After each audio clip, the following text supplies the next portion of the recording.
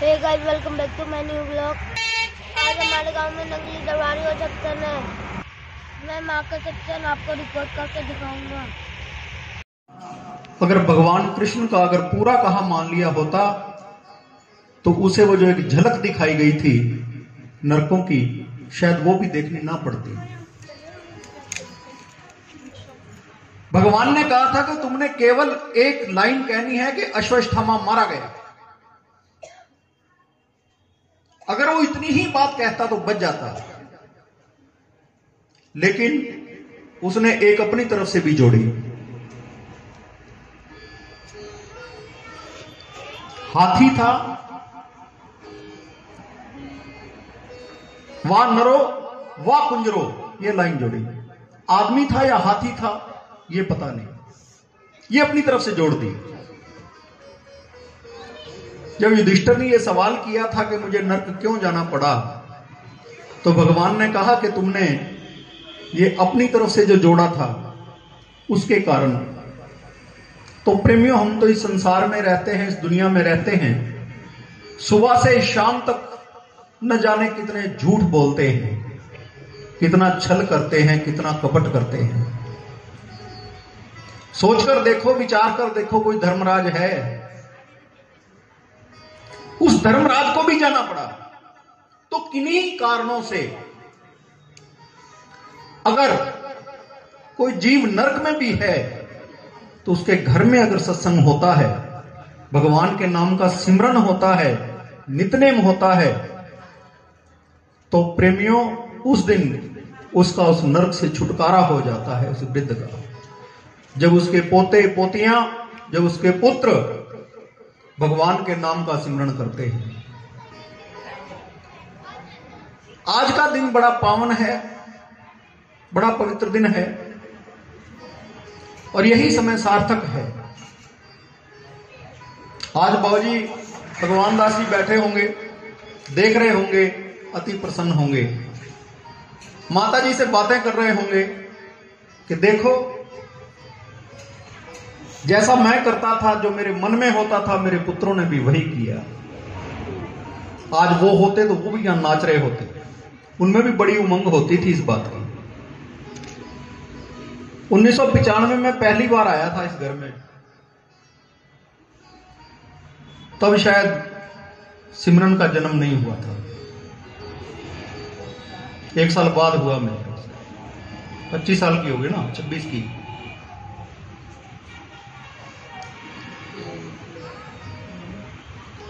बाबूजी की खुशियां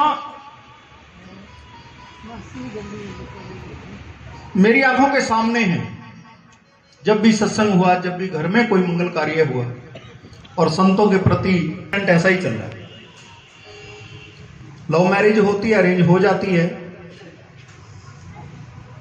आजकल मां बाप सियाने हो गए। हिंदुओं की लड़की ने मुसलमान के लड़के से शादी कर ली, कोर्ट मैरिज हो गई, थाने में बैठे हैं।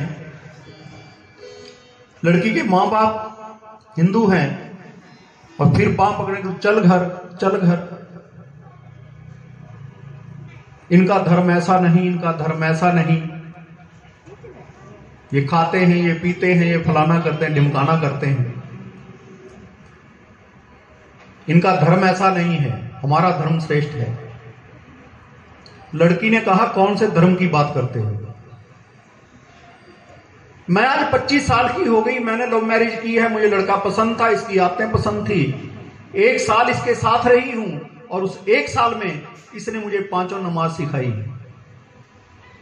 कि दिन में 5 बार कैसे बैठना है। इसने मुझे अपने धर्म के बारे में, अपने कुरान के बारे में, और घर में जो भी रीति रिवाज हैं उसके बारे में एक एक चीज 1 साल में मुझे सब सिखा दिया। उनके पिताजी, मैं आपके पास 25 साल आपके घर में रही हूं, आपने मुझे क्या सिखाया? आपने मुझे कुछ शिक्षा दी धर्म की? आपने मुझे बताया हिंदू धर्म क्या है, हमारे धर्म में क्या होता है, हिंदू धर्म में क्या होता है? आपने मुझे बताया ना, आपके पास समय था। मेरे से बात करने का, लेकिन इसने मुझे सब कुछ बताया। मेरी बात को समझ रहे हो? बच्चों को सुंदर संस्कार दो, अपने धर्म के बारे में बताओ कि हमारे घर में क्या चलता है। लड़की केवल कॉलेज में ही ना पढ़ती रहे और फिर कल को पछताओ।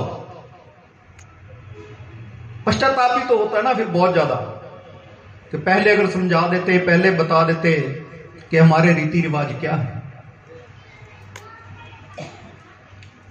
प्रेमियों,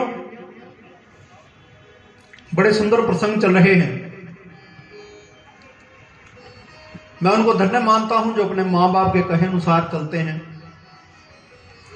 अपने गुरुओं की वाणी को अपने हृदय में धारण करते हैं, और जिन्होंने नाम शब्द लिए हैं, जो दीक्षित हुए हैं, वो उन वचनों का पालन करते हैं जो सदगुरु ने उनको नाम देते हुए कहे, विधियां समझाई, अपने घर में नित्यनेम करते हैं और भजन सिमरन करते हैं बैठकर। वो धन्य हैं जिनकी श्रद्धा अपने सदगुरुओं के प्रति है, अपने इष्ट के प्रति है। वो जीव धन्य है जो अपने मां बाप की सेवा में संलग्न है।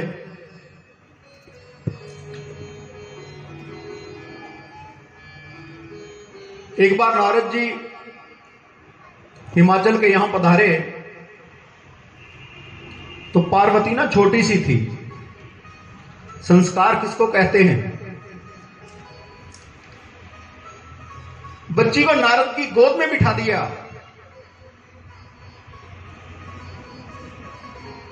कि प्रभु आपके बड़ी कृपा हुई है, आप हमारी कुटिया में पधारे हो, ये बच्ची है, इसका भविष्य तो देखिए। नारद ने उस बच्ची के सिर पे हाथ फेरा, उसका मस्तक देखा, उसकी हाथ की रेखाएं देखी और देखकर अति प्रसन्न हो गए। अपने भीतर ही भीतर जान गए कि ये कौन है, क्योंकि भीतर से तो उनके दर्शन ही करने आए थे, क्योंकि वो जगत जननी मां पार्वती। प्रणाम किया, ये कन्या भवानी है, और उस लड़की से कहा कि आज तुम्हें मैं एक मंत्र देता हूं, तुम इसका जाप करना। और भगवान शंकर का मंत्र दिया कि इस मंत्र का जाप करोगी तो वर के रूप में तुम्हें भगवान शंकर की प्राप्ति होगी। अब जब शब्द दे दिया, नाम दे दिया, तो उस बच्ची ने मन ही मन गुरु धारण कर लिया कि ये जो मुझे गुरु मंत्र मिला है, अगर इस मंत्र को जपने से भगवान की प्राप्ति होती है, तो उसकी ऐसी लगन लगी, ऐसी लगन लगी, घर भी छूट गया। घर में तो फिर आवाज लग जाती थी। माता जो थी, उसकी माता का नाम क्या था भाई? मैना। हाँ, मैना। वो आवाजें लगा देती थी तो ध्यान में भंग हो जाता था, गुरु मंत्र जपने में बाधा आ जाती थी। जंगलों में चली गई। पहले कोई फल फ्रूट खा लेती थी, कोई कंदमूल फल खा लेती थी। उस तपस्या में फिर विघ्न पड़ने लगा, क्यों खाने के लिए भी उठ के जाना पड़ता था। तो बैठ गई, बोले आज के बाद खाना ही नहीं। प्यास लगती थी, पानी भी छोड़ दिया। उठना पड़ता है खाने के लिए, पीने के लिए। देखो, भगवान की प्राप्ति ऐसे ही नहीं होती। हम लोग सोचते हैं कि 10 मिनट आरती घुमाएंगे तो भगवान आ जाएंगे, पर उनकी तपस्या देखो भाई, तप देखो। इतना तप करने के बाद के केवल हवा ही अंदर जा रही है, हवा ही बाहर जा रही है, ये खाना हो गया। और जो नकारात्मक सोच का व्यक्ति होता है, वो दूसरों के अवगुण ही पकड़ता है। ऐसे लोग तो भगवान में भी अवगुण ढूंढ लेते हैं। जो नकारात्मक सोच के लोग होते हैं, वो स्वयं तो दुखी रहते ही हैं, अपने संग में रहने वाले लोगों को भी सोच ऐसी बना देते हैं कि वो बेचारे सब कुछ होते हुए भी दुखी रहते हैं। और सकारात्मक लोग सोच के लोग अभाव में भी आनंद की अनुभूति करते हैं, दुख में भी सुख की प्रतीति होती है उन्हें। ये अपनी अपनी पकड़ की बात है। जैसी दृष्टि वैसी सृष्टि। अब कई लोग जो है, कईयों की दृष्टि ही ऐसी होती है, नकारात्मक होती है, उनको सृष्टि वैसी लगती है। एक ही व्यक्ति होता है, एक को बहुत अच्छा लगता है और दूसरे को बहुत बुरा लगता है। परम संत कालिदास जी जा रहे थे कहीं, उन्होंने किसी गांव में पूछा कि यहां पर एक फला कवि रहता है। वो आदमी कहता, अरे उस आदमी का नाम तुमने यहां कैसे ले दिया? उसके दर्शन मात्र से एक बार उसका मुख देख लो तो पूरा दिन पानी भी नसीब नहीं होता। ऐसे दुष्ट व्यक्ति का तुम नाम ले रहे हो कवि कह करके। ऐसे तो घर घर भटक रहे हैं। ऐसा मूर्ख आदमी मैंने दुनिया में नहीं देखा। कालिदास जी हैरान हो गए कि मैंने उसका बड़ा नाम सुना था, लेकिन ये क्या। वो थोड़ा आगे बढ़े, पहले तो जाने ही लगे थे कि क्या मिलना फिर ऐसे आदमी से। थोड़ा आगे बढ़े, किसी और चौराहे पर किसी सज्जन से पूछ लिया, एक दुकानदार से पूछ लिया कि फला नाम के एक कवि यहां रहते हैं। कहा, अरे हाँ, वो बहुत सज्जन व्यक्ति हैं, बहुत सत्यवादी हैं, वो सच्ची बात कहने में हिचकिचाते नहीं, वो कविता के रूप में हर बात को घड़ देते हैं सुंदर ढंग से। अरे बहुत सज्जन व्यक्ति हैं, बड़े परमार्थी हैं। कालिदास जी हैरान हो गए। उसी व्यक्ति का नाम एक से पूछा, वो कह रहे थे इससे बुरा ही कोई नहीं है। दूसरे से पूछा और कहते इससे अच्छा ही कोई नहीं है, एक बार मिलना तो चाहिए। तो जैसी जिसकी सोच होती है, जैसी उसकी दृष्टि होती है, उसको वैसा ही संसार लगता है।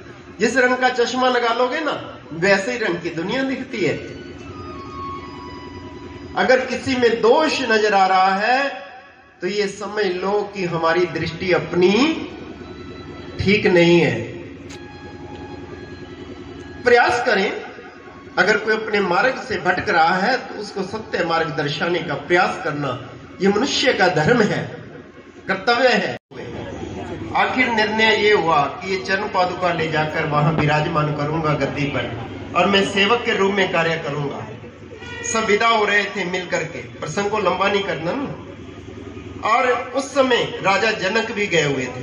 पता नहीं आपको पता है या नहीं, आपने कभी सुना या नहीं, राजा जनक भी गए हुए थे।